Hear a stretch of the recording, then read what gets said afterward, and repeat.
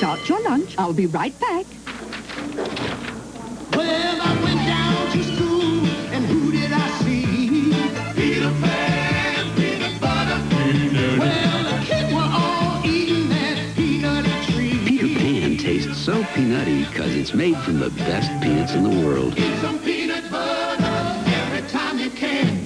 Only if it's Peter Pan.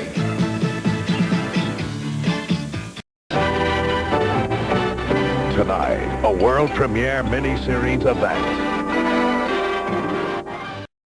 Alvin answered his attorney by saying, "The first thing I remember was being held by the arms of the 2 security guards that we had at EMI. I saw these guys every single day and never thought they would actually be holding me for something I did, or something they said I did."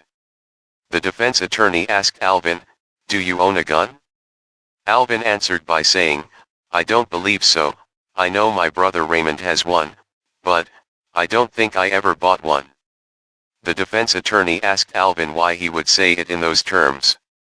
Alvin answered by saying, "Because me and Raymond used to do a lot of target practice and most times he, Alvin, would end up taking it with him because he couldn't afford to buy the ammunition to practice with it." The defense attorney then turned to the judge, bringing out that the evidence presented as Exhibit A was in reality Raymond the Chipmunk's and not Alvin's. The judge then countered by stating that the serial number listed for this pistol was registered to the Los Angeles Firearms Bureau as being owned by Alvin. When the defense attorney asked Alvin about this, Alvin said, "I don't remember ever buying a gun." The defense attorney asked Alvin, "Are you being totally honest with me, as your attorney?"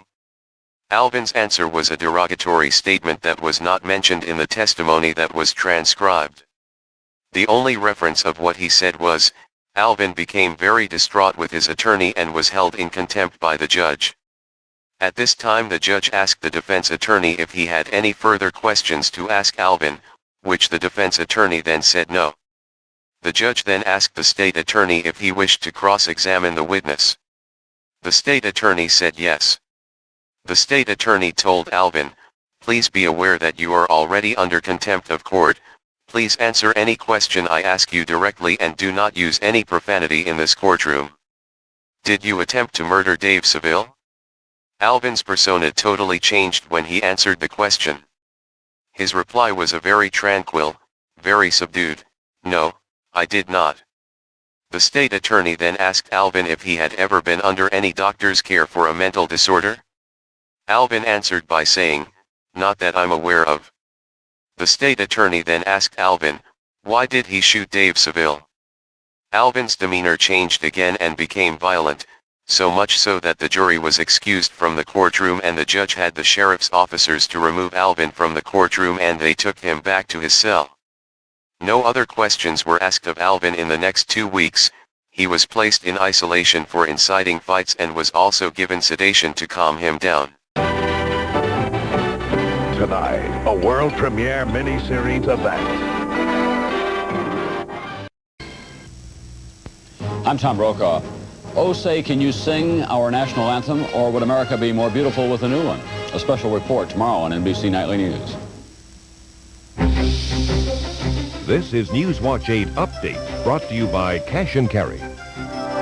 Good evening, I'm Bob Height. And I'm Gail Sierens. Tonight at 11 on the Night Watch, jury selection begins today in the largest corruption trial in Hillsborough County history. We'll have that story. If you like to put a little pinch between your cheek and gum, you better get ready for the warnings. The crackdown on smokeless tobacco has begun.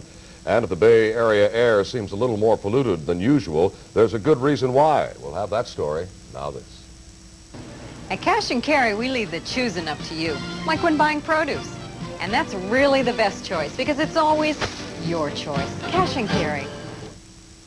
If you plan on taking a commercial flight in the near future, we have some news on the status of the 747 you'll want to know about. And the Florida State Fair is just around the corner. How safe are the rides? Night Watch 8's Heather McKenzie will tell us. Join us for these stories, the sports and weather, tonight at 11 on the Night Watch. I need your help. My big sister, Mama Celeste, she make a great new pasta for her pizza. But it was Giuseppe's idea. I say, Mama, you make a perfect sauce, a perfect topping, make a perfect crust. She do it, but I think it, so my picture should be on the back too. You like happy, like, hey, I think of a great new crust. Or serious, like, yes, I think of a great new crust. Or bigger. Celeste Pizza. The new crust makes it great from top. Tonight, a world premiere miniseries event. When Alvin again appeared in court, his total demeanor implied to everyone who saw him that he was under heavy sedation to control his outbursts. His attorney, Mr. Cochran, told the court that he felt there should be a mistrial because his client was no longer mentally aware of what was happening in the courtroom and that it was an injustice to him that it continue. The judge told Mr. Cochran that the case, as it stood, was relatively finished. The state had already rested its deliberations. The defense attorney pointed out that he had not rested his side of the case on behalf of his client and that this was highly irregular for the judge to assume that the case was over. The judge then told the defense attorney that on the basis of witnesses he had on his docket, there was no one else he could ask questions from. But, he did apologize for assuming the case was finished.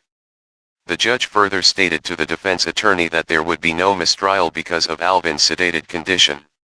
That it was his own fault for not cooperating with the court or his jailers. The defense attorney then made the following statement that was recorded in the court record and was given directly to the jury. Here is that statement. Ladies and gentlemen of the jury, this chipmunk that you see in this chair is the innocent bystander, scapegoat that the state of California has chosen to use in this travesty called attempted murder. He has no recollection of what happened. A doctor has stated that he was not mentally competent or within his own mind at the moment that he shot Dave Seville.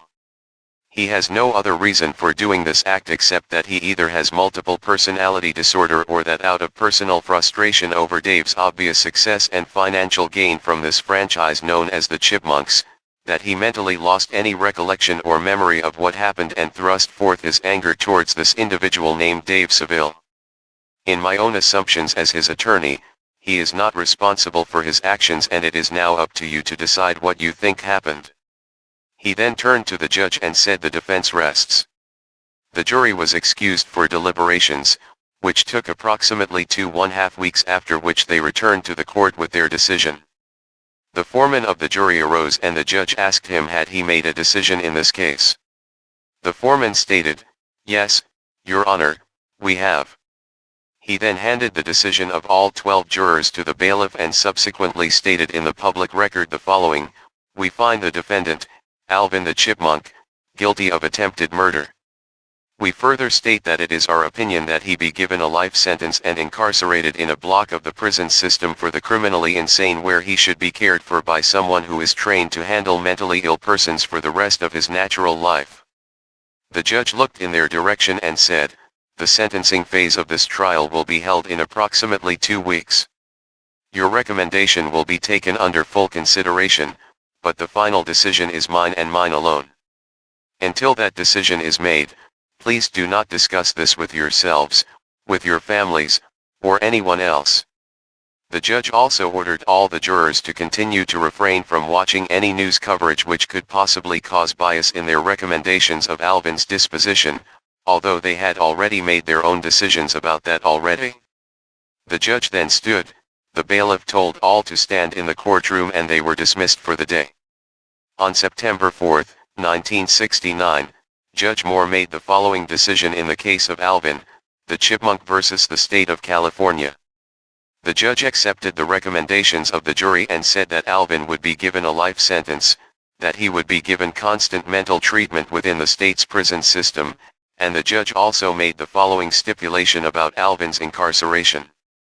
He said, "I do not want this individual to ever hurt anyone again. This includes those he encounters within the prison system." The judge then said, "This case is closed." In the years after Alvin's sentencing, his defense attorney, Mr. Cochran, attempted several times to get an appeal before the state Supreme Court in Sacramento. All attempts failed. In 1971, Alvin's body was discovered inside his cell on the floor with a visible wound to his neck, indicating that he had died from a lethal cut to his throat and larynx. The state of California, realizing the celebrity status of Alvin, did not allow the media to view the body, nor were any photographs allowed to be taken.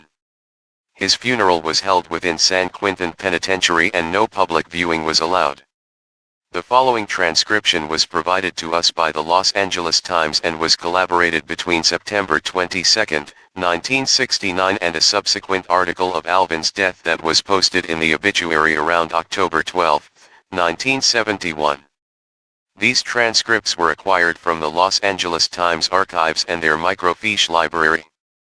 Much of what was found was also collaborated by the State of California judicial system in the county clerk's office of the Los Angeles Archives in the courthouse. Tonight, a world premiere miniseries event.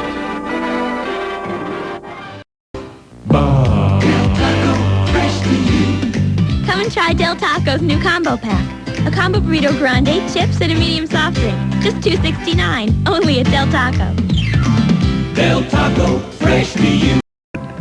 It's Halloween at Six Flags.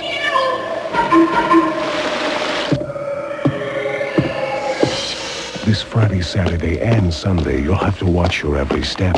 Look behind every ride, every tree. Because for the first time ever, it's all over the park as your Coca-Cola bottler presents Fright Nights. Where two whole bodies get in for the price of one with a can of Coca-Cola Classic Coke or Diet Coke. So bring a friend. You'll need one. Tonight, a world premiere miniseries event.